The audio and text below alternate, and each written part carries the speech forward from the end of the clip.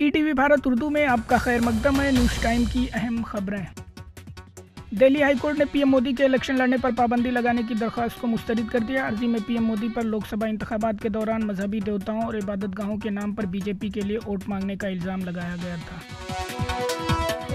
बिहार में इंतखाबी रैली से खिताब करते हुए मरकजी वज़ीर दाखिला अमित शाह ने कहा कि अगर गलती से भी अपोजिशन इंडिया ब्लॉक जीत दर्ज करती है तो वज़ीर आज़म के ओहदे के लिए इत्तेहाद के आला रहनुमा आपस में ही दस्तगिराबा होंगे।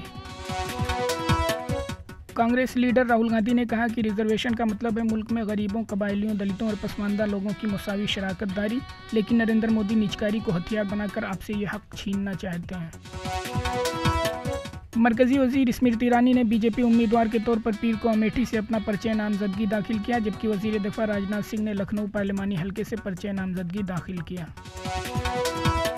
दिल्ली पुलिस ने मरकजी वजीर दाखिला अमित शाह की जाली वीडियो शेयर करने के मामले में तेलंगाना के वजीर आला रेवंत रेड्डी को नोटिस जारी किया है। पुलिस ने उनसे 1 मई को अपना मौकूफ पेश करने को कहा है। इंदौर में कांग्रेस पार्टी के उम्मीदवार अक्षय कांति बम ने आखिरी दिन अपना पर्चे नामजदगी वापस ले लिया, जिसके बाद बीजेपी लीडर और रियासती हुकूमत के वजीर कैलाश विजय वर्गीय ने अक्षय कांति के फैसले का खैर मकदम किया। सुप्रीम कोर्ट ने मगरबी बंगाल में तकरीबन 25,000 असातिज़ा और स्कूल मुलाजमीन की नौकरियों को मनसूख करने के हाई कोर्ट के हुक्म पर रोक लगाने से इनकार कर दिया है।